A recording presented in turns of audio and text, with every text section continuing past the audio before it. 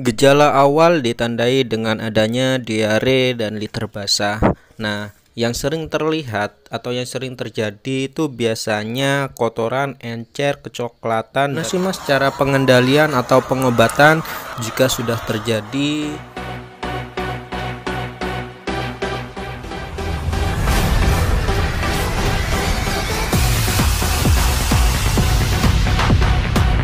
Assalamualaikum warahmatullahi wabarakatuh. Jumpa lagi dengan sahabat Propas. Apa kabar semuanya? Semoga selalu diberi kesehatan, keselamatan dimanapun teman-teman berada.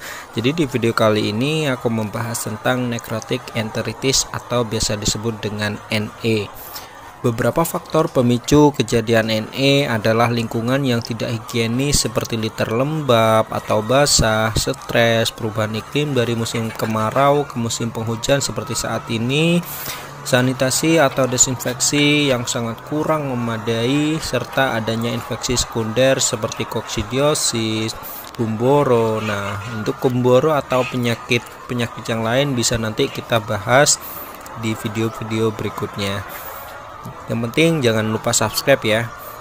Penyakit NE ini dapat ditemukan pada ayam umur 2 minggu sampai 6 bulan. Kasus di lapangan terbanyak dilaporkan pada ayam berdaging, yaitu pada usia 2 sampai 5 minggu yang dipelihara pada liter kandang postal atau semi umbaran. Sedangkan pada ayam petelur ditemukan pada usia 3 sampai 6 bulan. Bakteri penyebab NE juga dapat ditemukan dalam feses, tanah, debu, ransum, dan liter yang tercemar. Gejala awal yang ditandai dengan adanya diare atau liter basah seperti di pantatnya itu ya, di pantat ayam.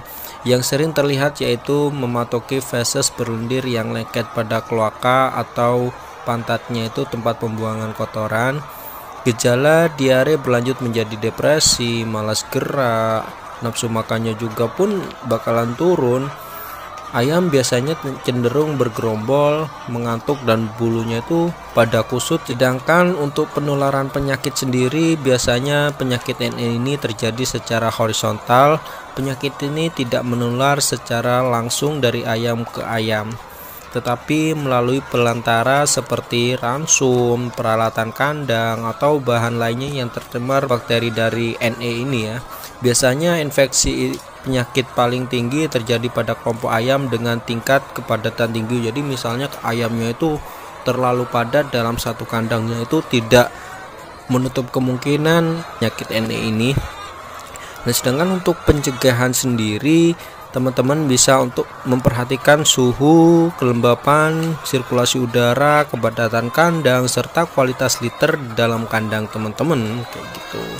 Dalam manajemen liter dilakukan pembolak-balikan liter untuk mencegah liter basah. Pada masa brooding, pembolak-balikan liter dilakukan secara teratur ya teman-teman, 3-4 kali sehari mulai umur 4 hari sampai umur 14 hari. Nah, ini dimana ayam itu sangat rentan sekali terhadap virus ini atau bakteri ini ya teman-teman. Segera ganti liter basah atau yang menggumpal. Jadi kalau misalnya ada liter atau kotoran yang menggumpal, itu segera diganti untuk mencegah terjadinya penyakit atau bakteri ini ya teman-teman, karena sangat mudah banget.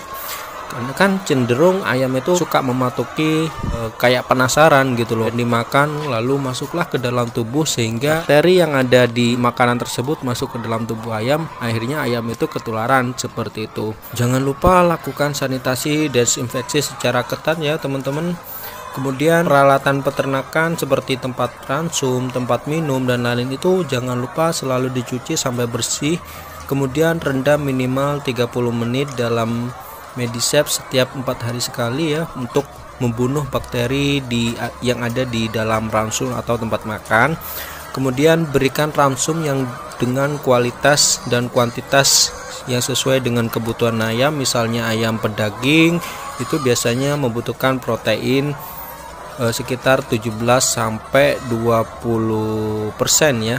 Karena nanti kalau di bawah itu biasanya ayam itu akan terlihat kurus. Nah, sedangkan untuk pada peternakan ayam telur, jika melakukan self insik, hindari penggunaan tepung ikan.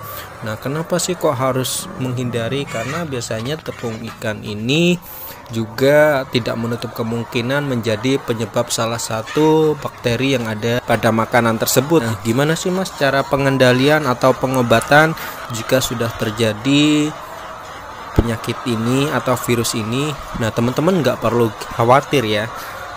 Pengobatan yang dapat teman-teman lakukan dengan cara melakukan penindakan penanganan dan pengobatan yang dapat dilakukan jika ayam sudah terinfeksi penyakit ini.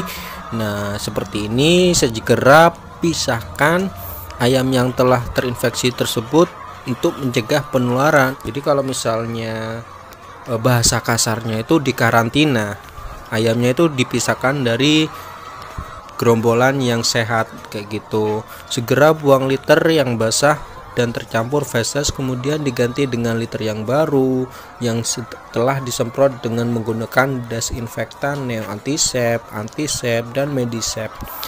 Nah, kebanyakan pada kasus NE murni dapat diberikan obat seperti koleridin, amoksitin, atau ampikol ya. Teman-teman bisa memilih salah satu aja ya, jangan semuanya kayak gitu. Sedangkan pada kasus komplikasi dengan koksidiosis, nah koksidiosis ini nanti ada di video berikutnya, nanti saya bikinkan videonya untuk penanganan juga. Nah, itu bisa diberikan obat anti koksidiosis yang bisa digunakan itu juga terapi ya. Nah, terapi itu seperti ini, bukan terapi pengobatan, tapi terapi itu jenis atau nama obat dari perusahaan PT Medion kayak gitu. Wah, saya jadi endorse ya, bukan niat endorse nih, saya nggak dibayar sama Medion. Syukur-syukur ada orang Medion nonton video ini. Jadi teman-teman, penanganannya jangan lupa selalu berikan vitamin untuk membantu mempercepat. Misalnya sudah diberi obat terapi, itu teman-teman bisa memberikan strong and fit. Nah, kedua vitamin ini juga akan memperbaiki sel-sel atau usus yang rusak dan menghentikan pendarahan ya kayak gitu. Jadi semua penyakit, semua virus dan bakteri di dalam kandang itu sebenarnya cuma satu ya teman-teman. Jika teman-teman bisa selalu menjaga kebersihan kandang, sirkulasi udara, itu insya Allah juga nggak akan ada penyakit dan virus ya menyerang kayak gitu. Tetapi kalau teman-teman males nggak menjaga kebersihan, ya tidak menutup kemungkinan jika kandangnya teman-teman itu banyak virus dan bakteri seperti itu. Jadi sekian dulu video dari saya, semoga bermanfaat. Jika teman-teman suka, jangan lupa like ya. Terima kasih, sampai jumpa lagi di video berikutnya. Wassalamualaikum warahmatullahi wabarakatuh.